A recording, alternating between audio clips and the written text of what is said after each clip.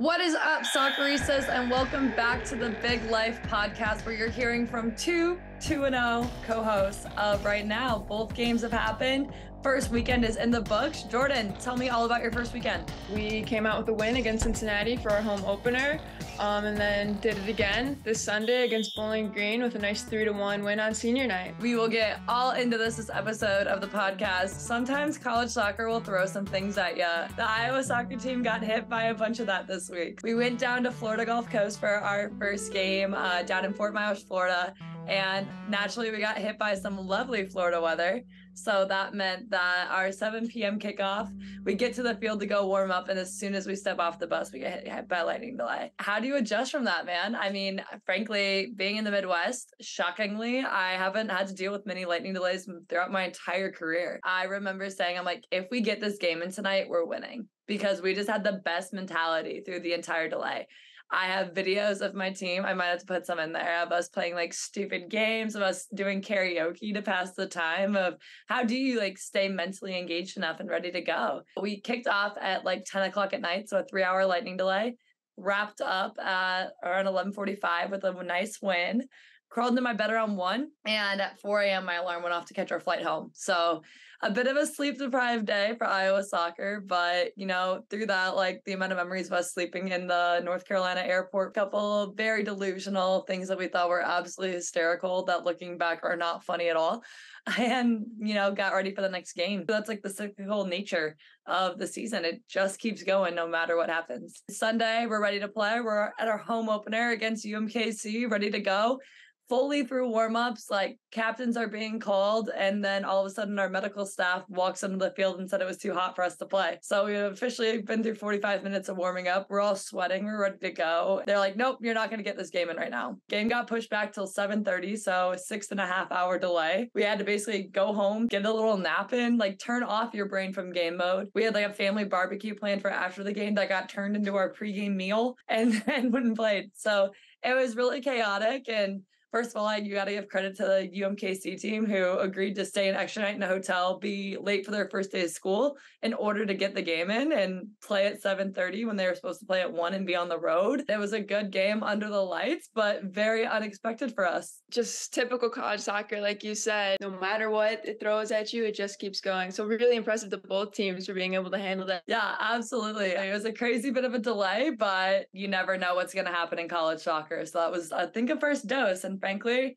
we have a young team. We need to learn that adversity before going into the height of season. So I'd rather experience it now. This podcast is coming out on Thursday. We have our big rivalry game against Iowa State on Thursday at the University of Iowa, and it's supposed to be super hot again then. We'll see what happens, and you're ready to roll with anything that can make do. For us over here, we had our game, 2 home games, Cincinnati, Bowling Green, and now we are packing our bags. We leave at 9 a.m. tomorrow. Colorado should be fun, though.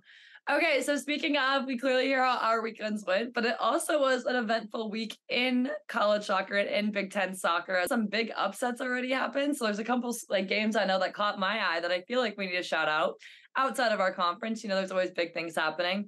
First of all, the University of Milwaukee tying number 3 Notre Dame in the last 30 seconds. That was a crazy one that I know when our team like looked at Twitter after our game, we were like, oh, like really? I think definitely that was the one that caught most of our eye. Notre Dame, just an absolute powerhouse. Seeing that scoreline, I wish I would have watched the game now. I saw the clips on Twitter and everything afterwards, but I think that was the big one that I was just, like you said, what the heck? Yeah, absolutely. Of course, in the Big Ten as well, we had Penn State tie North Carolina 0-0. So that was a top 10 matchup. And honestly, that's probably exactly how I saw that game going. They're both 2 great teams, hard teams to play against. So I think a tie, I didn't watch the game at all, in all fairness, but it seems like it would be a fair result. It'll be super interesting to see as the season goes. You know, games will start ramping up. There'll be more and more upsets. And I mean, I think Jordyn will be the first to agree that it's hard to win in college soccer. That's one of the first things you learn is winning is tough. Anything can happen on any given day. There is no guarantees in this sport. Nothing can be taken for granted, and any day, anything can happen. Absolutely. All it takes is one moment. You could be dominating the entire time, and all it takes is the other team to get one slip pass in, one moment, and, you know, that's the scoreline. So everyone's good. Everyone plays at a high level. It is so hard to be able to dominate a game and win it completely.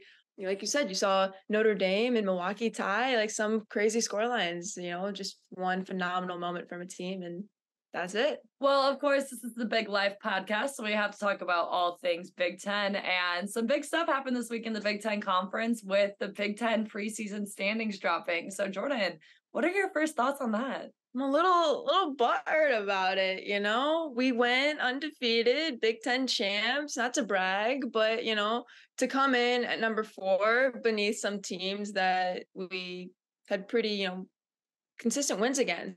We have beaten Northwestern, I think, every time we've played them so far. So to see them ranked at number 2 is tough to swallow. It's a fire under our butts a little bit there. Penn State is typically always going to come out as one of the favorites. They did win the tournament, so I'm not surprised to see them in that spot.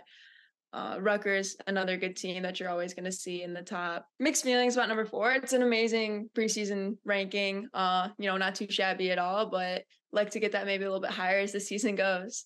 Okay, I will say I 100% called it that we were going to come in at 10. It was something we were kind of joking about earlier. We're like, where are we going to come in? And I was like, 10th. And I'll be the first to say it. I think I was always a little underranked.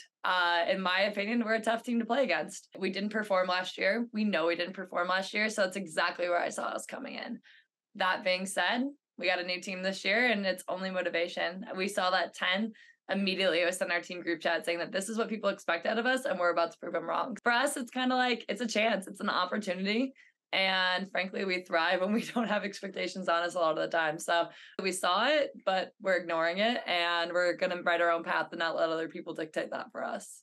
Yeah, absolutely. Great mentality. Kind of like what we talked about last week with all the other rankings. As much as this doesn't mean anything. And that's a big thing. I think we hear so much, especially right in the beginning of the season and right at the end of the season about all these awards, all these rankings, all this stuff coming out. And I'm happy they do it for soccer. Don't get me wrong. You want the hype. You want to see, if I'm some random guy that goes to my school or some random person and I'm like, oh, like our soccer team's ranked top in the Big Ten. Maybe I'll go out to a game. Whatever that is, I totally get why they do these preseason stuff. But also, frankly put, there's no real legs for any of it to stand on. It's all a presumption of like what you said last year. You were 17, but that was last year's team for you. You have new faces. You have new opportunity. We've trained for months and months without that. No one's seen us except for last November.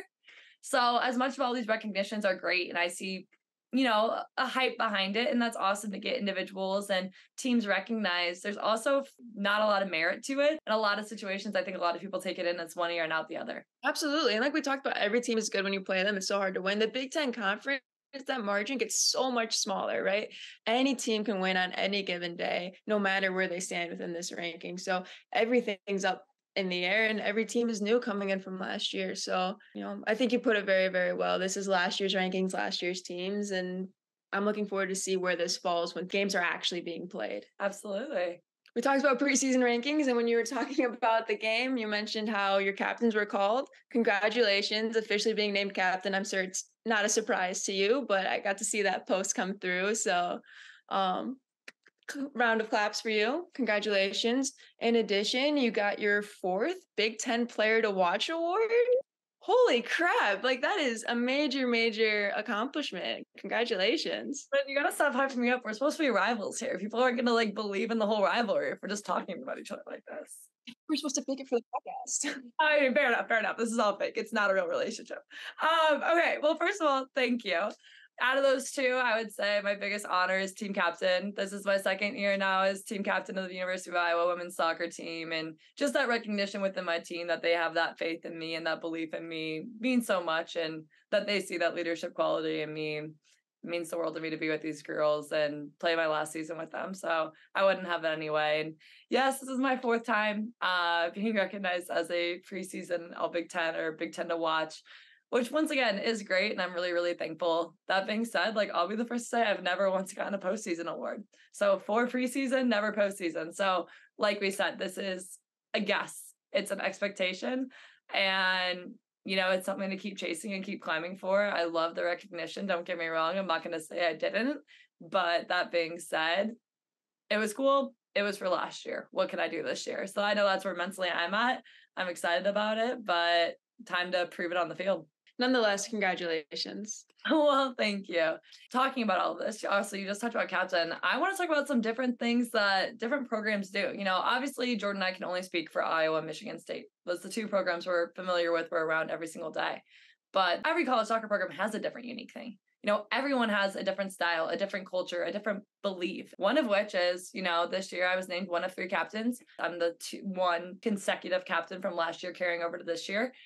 You don't have team captains. So can you talk more about why your program doesn't do that, or what your program does instead? I believe the story goes, Jeff, when he was coaching back all the way at Alma, he had picked captains and it became more of a popularity contest. You picked girls that were just seniors and that played a lot of minutes. It had nothing to do with actual leadership skills or things like that.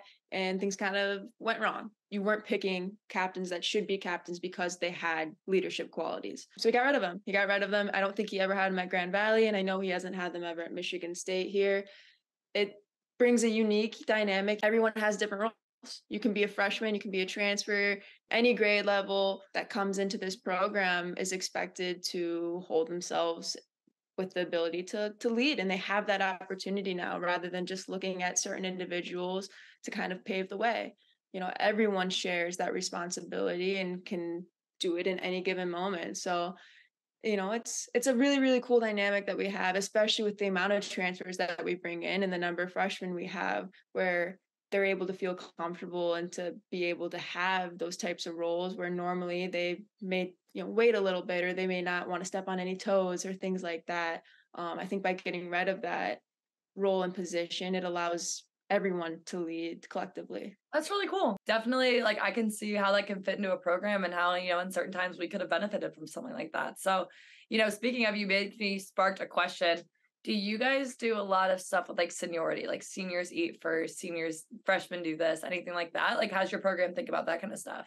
Nothing. They make it a very, clear statement when you first get there that everyone will help out with, the gear collection, things like that. Everyone was welcome to eat at any given time. We try our best to kind of get rid of that. The only thing we're maybe, too stubborn about is kind of bus seats.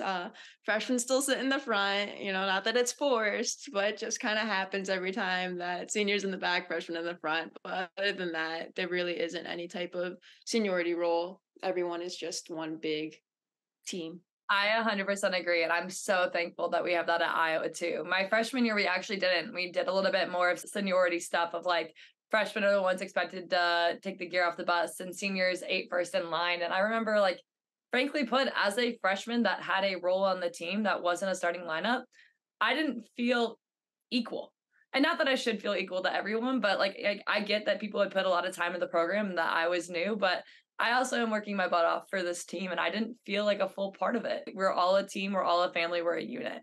So I know a lot of programs still have this whole seniority thing of all this stuff, but I'm so thankful that it's something that we don't have. And frankly put, I think it just makes everyone a little bit closer. I remember being a freshman in that awkward position of oh, I have to sit back and wait for everyone else to eat before I ate. And it's just kind of I didn't have those fun memories of joking around in line, waiting for food. Or we are the same. I will say we have our bus seating that doesn't change.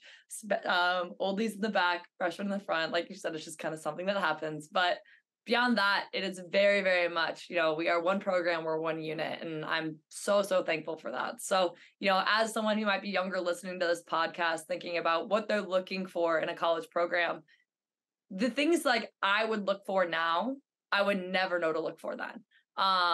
There's so many different intricacies that I've learned about programs and stuff like that. Yeah, absolutely. It's like you said, it's something so small that you would never think to ask, but it makes the biggest difference.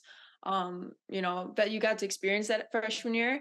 I know we had it in high school all throughout, which, isn't quite the same, but it's still that disconnect, and you feel kind of inferior to the rest of the group just because you're younger. It doesn't really make much sense. You're still providing and producing the same amount as them to the program, and to be put kind of, below them and have them be put on a pedestal for no other reason than age doesn't really make much sense. It's a small thing, but it makes a big difference in a program. And I'm really happy that Michigan State, doesn't have something like that.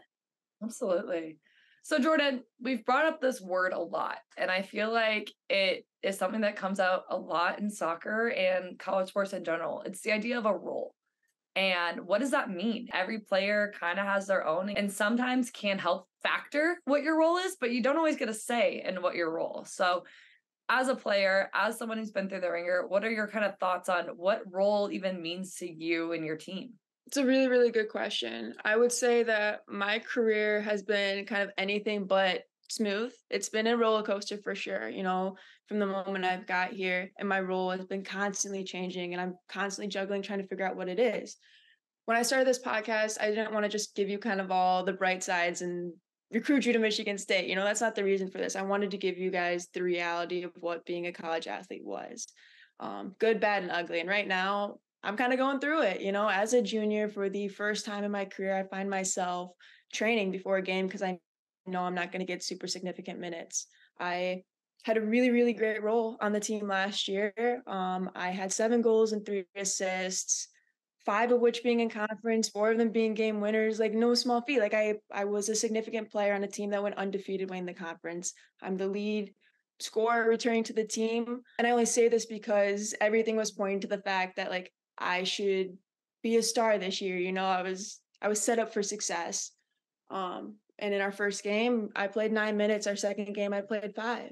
My role is undefined. It's not what you expected. It is, I'm still trying to figure that out, trying to show what a good example of someone who, is an upperclassman, not getting what they want, taking everything in stride here. It's a really strange thing where your role is constantly changing day to day. I haven't really figured out mine yet in this, new position. So I don't exactly know how I would define it.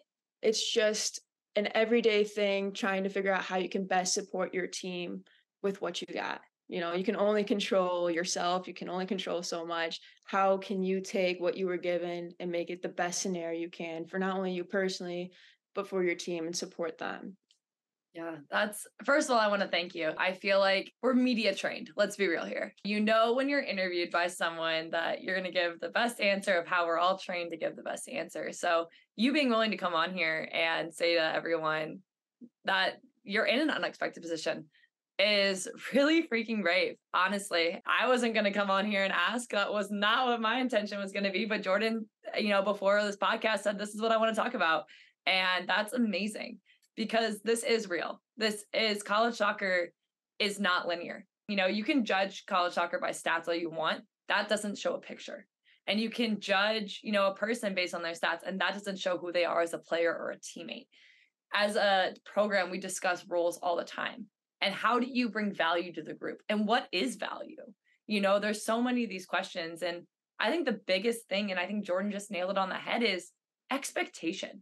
As a freshman coming in, or as a girl who just committed to a school, or someone that wants to play college soccer even, I can say I had expectations in my freshman year. I was going to come in my freshman year. I was going to play minutes. I was going to be a heavy minute player. I was going to get newcomer of the year, and that was going to start my career. I was confident in that. That was my expectation. There's just something to the reality of getting knocked on your butt and how do you get picked up? I'll be completely honest. I'm in a very different position from Jordyn right now. Through my Iowa soccer career, I did start every single game my freshman year. I played a lot of minutes my freshman year, and that has ticked up ever since to a point where I've started all but one game in my Iowa soccer career.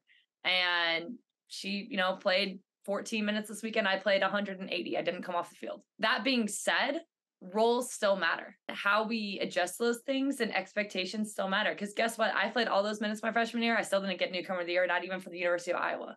We've joked already on this podcast. I've been a 4-time preseason player, never a postseason player. Our expectations of what you want and what you expect, frankly, won't be met in a lot of different scenarios. So how do you deal with that? How do you be a good teammate in that? How do you support your program in that? And frankly, I think that shows more about how you be a teammate through the adversity and what you give to your program versus if you're a good soccer player or not. Because everyone can be good, but are you good for your program? And that's really a question that I would challenge a lot of people to start thinking about if they are or aren't happy with what their playtime is or where they are in the field right now. Absolutely. I think you nailed it on the head with expectation. I think that's where a lot of the struggles come in, when the role you're given doesn't meet what you expected it to be. You know, when you're not getting the minutes you expected, things like that, that's when you can get a lot of the disappointment and kind of just that toxic environment that kind of builds. And I've been really lucky because this is hard, right? None of this is easy. This is not what I wanted my junior year to start as. Everyone wants to play, everyone wants to be a starter. Of course. Like, I'm not going to sit here and be like, thank God, I'm on the bench. That's just not the reality of it. It is hard. So having teammates that hold you accountable to not let those kind of negative thoughts seep in, because it's a constant battle between, every decision that's made, looking at it, half empty or half full. Like, and those negative thoughts, even though I maybe am able to stay positive in the moment, they still kind of creep in moments, and it's really easy to get sucked into just how much things suck, right? So having teammates that hold you accountable to be like, yeah, okay, like, shut up, like, go, like, let's go get on the ball, let's go run some more, like, let's get you to where you need to be. Like, you can't just sit here and feel sorry for yourself. Hopefully I can hold others accountable in that same way, where even though my expectations aren't being met, my role is able to still be one that adds a positive value to this team, even from, the sidelines or whatever this may look like. I'll go a bit into a story for me, but frankly, that's a lesson I didn't learn until my sophomore year. I was fortunate enough to be the freshman that was on the field. I thought I was everything, man, after my freshman year. I'll be the first one to say it. I was like, oh, freshman year in the book, started every game in a Power 5 school. I'm great. And sophomore year, we absolutely sucked, man. I'll be the first one to say it. It was 2021. It was the spring of COVID year. And we finished conference play 2-7-1. Worst season in Iowa soccer history. But then that was the Big Ten year. And that was the year that everyone, because of COVID, made the Big Ten tournament. We kind of saw it as a different shot. And I won't go into all my details of this crazy story, but we went on a run. And we somehow got to a point where we were playing in the semifinals against Penn State, at Penn State, who was number 4 in the country at the time. Around the 50th minute of the game, we go up 1-0. And then in the 65th minute of the game, I got my second yellow card of the game. I'm assuming most people listening to this podcast know soccer, but basically that meant that I got a red card and I had to go off the field, and my team played down a man for the rest of that game against number 4 in the country in the Big Ten semifinals on their home turf. And until that moment, I think I viewed soccer as an individual sport. High school, frankly, a lot of the time, like, I'll be the first to say it. Yes, your team matters 100%. You should be a team player, but you do have so many individual goals. At least I did. Yeah, of course I wanted my team to do well, but I wanted to go play college soccer. But I wanted to get better at this because I have these goals that are even higher than high school soccer or whatever I was at the time. And so it's really hard to balance that. How do you be a good teammate and all that stuff? And I feel like that's not something you really learn until something gets thrown in your face. And for me at that point, everything in my career was, slowly ticking up. And in that moment, I remember I was at my rock bottom, and my parents were at that game. And I remember looking at in the stands at my parents, and I sat down on the bench for a second, and I was just sobbing because it was my fault that the team was down a man. And now I was off the field. And this also sunk in. I'm like, if we make the Big Ten championship game, my first game, I'm not going to start my Iowa soccer career as the Big Ten championship. Like that was a hard pill to swallow. In that moment, I remember I have 2 options here. I can sit here and cry on the bench, and I don't think anyone will blame me for that. No one would be mad at me for that. Or I can stand up and I can cheer. And no part of me wanted to cheer. I was completely at my low, but like I stood up, and the joke is I was like running more on the sideline than people were on the field. That was a transformative moment in my life. And it was the first time I think I could ever say I viewed soccer as fully a team sport. And I wanted to do everything in my power in that moment to be what was best for the team. And that had nothing to do with being on the field. For the Big Ten championship, I couldn't even wear my jersey, but we had to win. There was no doubt that we were going to win that game for us. And I will say my team, I was so thankful to recognize the pain I was going through, but also the effort I was putting in to not let that feel. So when we won the Big Ten championship and they gave us the trophy, like my team pushed me forward to go accept it because they knew how much it meant to me, even though I wasn't on the field. And I only just tell that story to explain to people that are listening, like, your role doesn't have to be on the field. People, I feel like all the time, you think, oh, you're a role player. That means you get minutes. That means you do this. Like, I think of the incredible teammates I'd have that are on our team that have been injured their entire careers, unfortunately, and are some of the best teammates we have. Because guess what? When I have a bad practice, I know that girl's going to be there to give me the hug.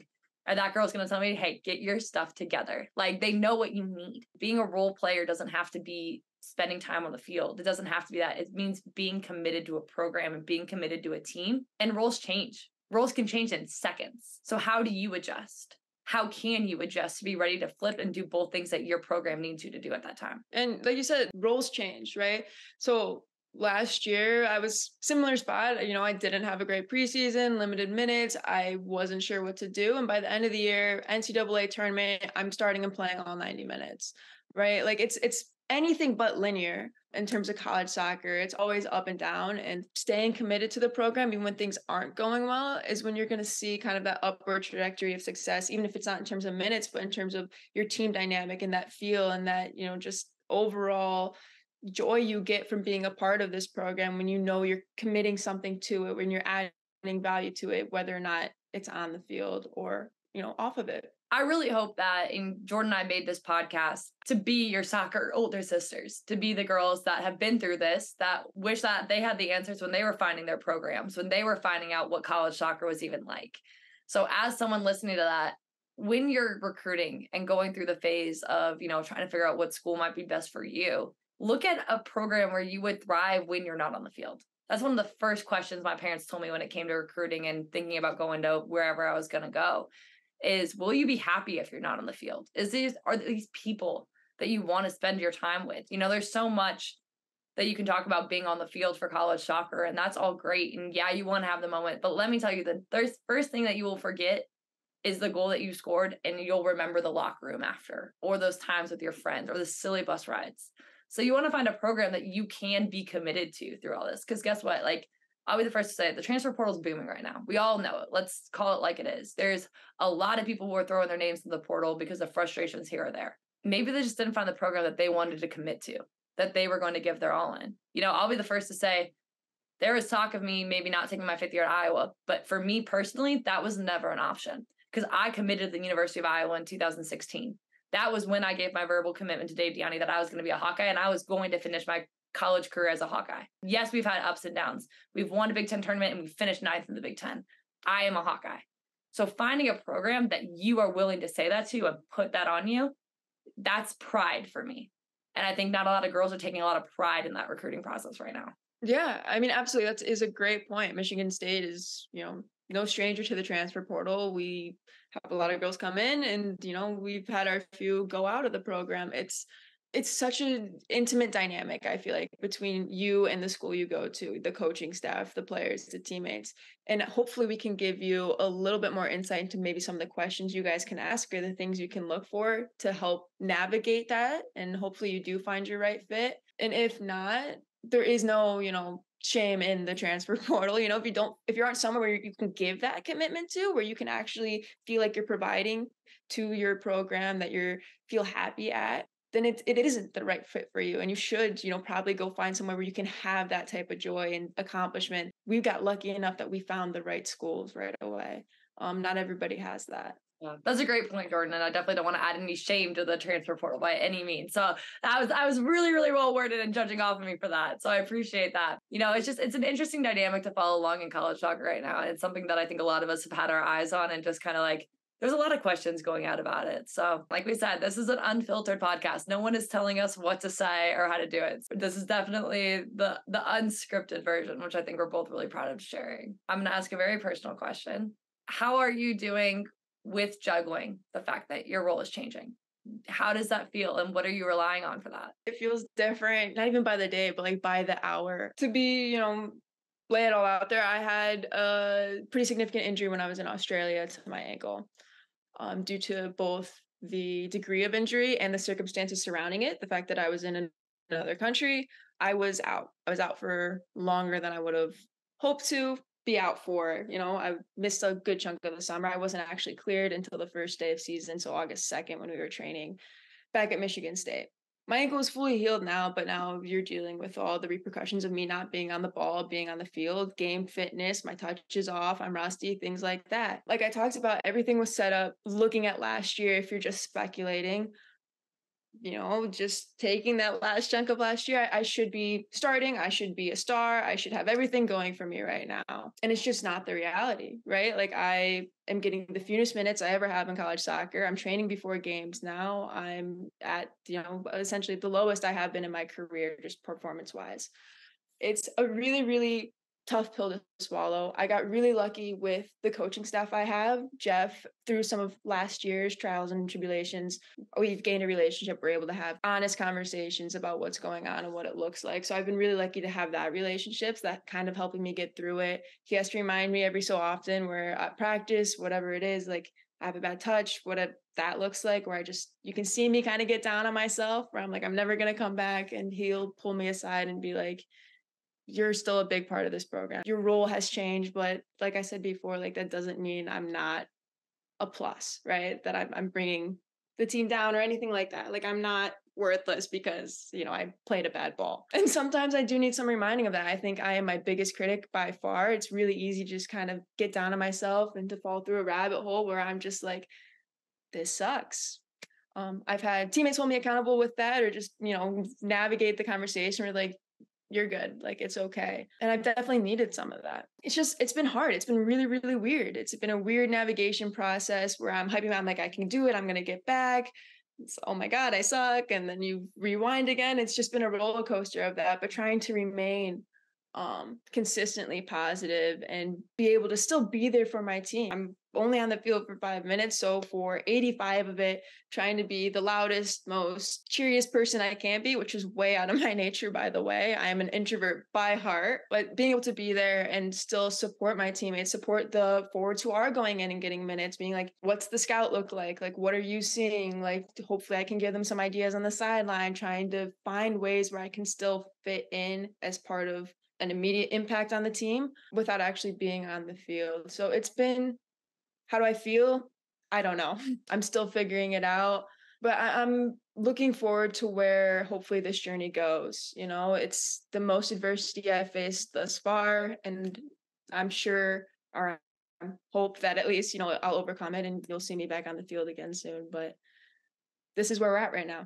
Like, this is what it is. How do you navigate it? I mean, once again, like, thank you for saying all this, because I feel like we get the scripted version so often, and you could sit on here and say, yeah, I'm great and everything's fine because I'm so happy for the teams. And not that you're not, but it's a lot. I'll fully say, like, I've had moments in my career where I'll be the first to say, like, I was successful on the outside, but where I was at emotionally didn't set me up for anything, and it didn't make me feel anything. I had this conversation with a freshman the other day who was managing her expectations, and she came in being like, I thought I was going to be the it girl as a freshman, and that hasn't happened. And I go, you know what? I'm going to be so real with you right now. Like, I was fortunate enough to be that it girl, if you want to give it a label. Like I said, I started every game my freshman year on a team that had 14 seniors. I kicked a senior off of her starting lineup to get that spot for me. It was a lot of really positive things on the outside, but I was not in a place emotionally. I wasn't tough enough. And by that, I really want to speculate. I do not mean mentally tough, because I think mentally tough is one of the most BS sayings that there is in sport. Because what does that mean?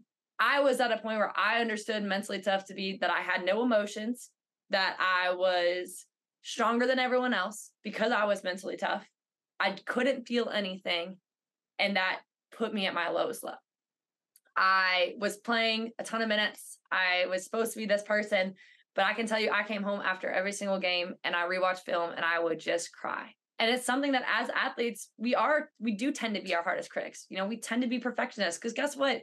We've given 20 years of our lives to this sport. We love this sport. So how do you not?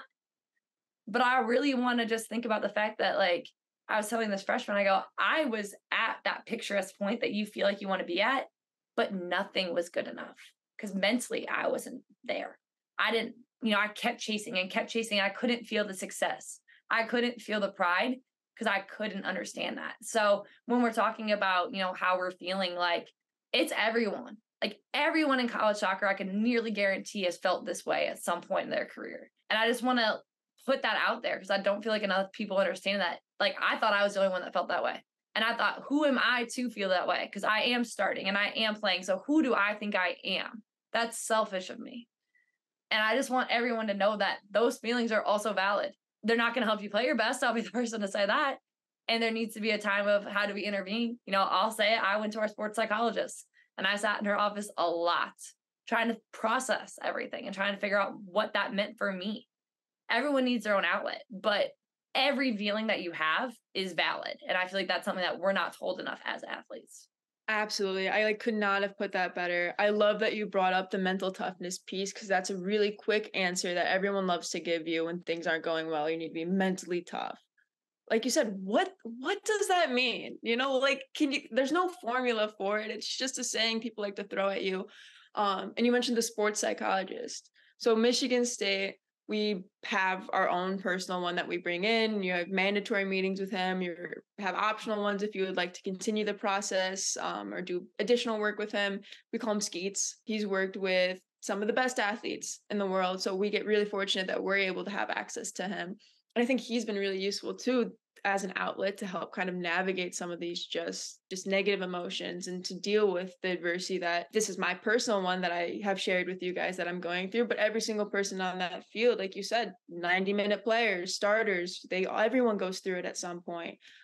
I've been fortunate, unfortunate, just it is what it is enough to have gone through, I think, every single experience throughout my college career thus far of being, imposter syndrome, where I feel like I should be playing less than what I am. I'm not good enough. I don't deserve it. Or to be on the other end where I don't feel like I'm getting what I deserve as a player. I'm better than what my minutes are showing. I've been satisfied in my career where maybe I wasn't motivated enough to go out and do things that were needed or really just have that type of mental toughness to go through it and do the extra work, that grittiness. That's the word I'm looking for. The grittiness to go out on the field. I just became kind of satisfied with what I was getting, which isn't good either. You still want to strive for more and for success. So no matter what those minutes look like or what that picture looks like for you, those emotions, that type of mental health, everyone experiences it. So you're not alone. And we both go to sports psychologists, so do what you need to do and whatever that looks like, just know you're not alone. Yeah, absolutely. Absolutely. Well, this conversation frankly got a lot deeper than I think anyone who tuned in was expecting, deeper than I was expecting, but I'm so thankful we had it. And this is the platform that we've been giving, and I'm proud to share the realness with you all. So Jordyn, what does your next week? You said you got Colorado. What's the week look like? Who are we playing? What are we looking forward to? So this week is full of Colorado. We leave tomorrow at 9 a.m. We'll train there and everything.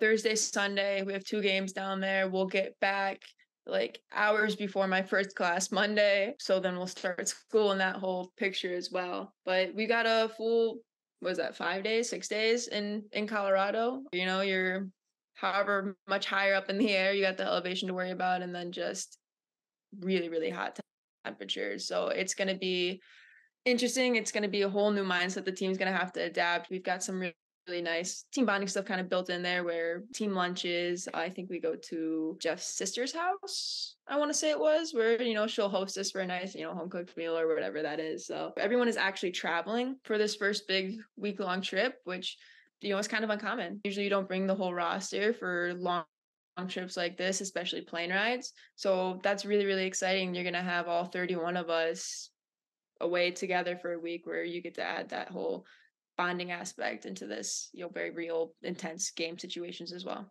Yeah, that's awesome. That's a great point to make. The travel roster is not a guarantee for anyone. That's definitely something I don't think a lot of people fully understand when they come to soccer or college soccer. Is not everyone does travel everywhere. I'll be the first to say we took 23 on our flight to Florida. So a lot of girls got left home. And most of us for Iowa, the number is 28 on a bus ride, 24 typically on a flight. But, depending on what you're given and what your role is, those things can change. And, obviously you want them to change in your favor. How do you guys typically decide? Is there a deciding point for your travel roster? Or is it just your coach's decision, or what does that look like for you?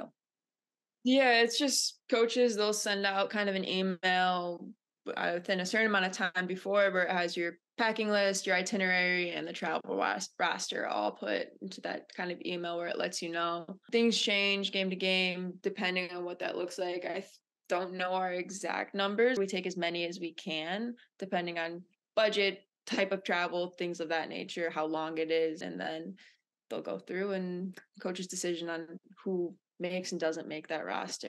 Yeah, absolutely. And, for us, I think our big thing is this is why we have a prescribed fitness test. We talked about that last episode is our first cut to our travel rosters if you're not passing the fitness test. If you're not passing the fitness test, that is the number one reason of why you're going to get cut from a travel roster. In our program, we travel a lot. Our coach travels more than a lot of other coaches do. And so we're extremely lucky that he sees the value in that. And I think as a player and as a part of the program, I do as well. But that's where the expectation and the standards come in for us. And it's a frank conversation, but it's a very tangible piece of controlled what was supposed to be controlled. And that was the number one factor. So, it's been interesting. And I think that's a journey for a lot of people to navigate is what that looks like and how staying home looks like. Obviously, I think you can tell kind of by the tone of this episode, like not everything is roses and butterflies. I am so grateful for the opportunity I have, but it's also real, and I think that's an important part to address and all that as well. For us coming up this week, we have Iowa State. Like I said, big rivalry game. Cy-Hawk series is really big in the state of Iowa for anyone that listens. The Iowa State, they play each other in every sport that we have in common. Keep track of the wins across the year. It's a big thing in the state of Iowa. So we kick it off every year, being the first sport to play Iowa State, sort of big checking the Iowa tally on the road is a big deal for us. And it's a matter of pride for us and both schools involved. So, this will be my fourth time playing Iowa State since we didn't play them in the COVID year when we had no non-conference exhibition plays. So we are currently 2-1. So 2 wins, 1 loss. We lost last year. So it's our turn to take revenge for that. Looking forward to that opportunity. Yeah, good luck to you guys. Thanks so much. Keep you all updated on everything. I am so thankful to be here with Jordyn. So grateful for her realness and to talk about the real stuff that happens in college soccer. This is your reminder. Please subscribe, download our episodes. We really, really appreciate it. Contact us at sam.cary and Jordyn_Wickes with any questions. We'd love to add them to the pod. And as always, soccer on. Bye, guys.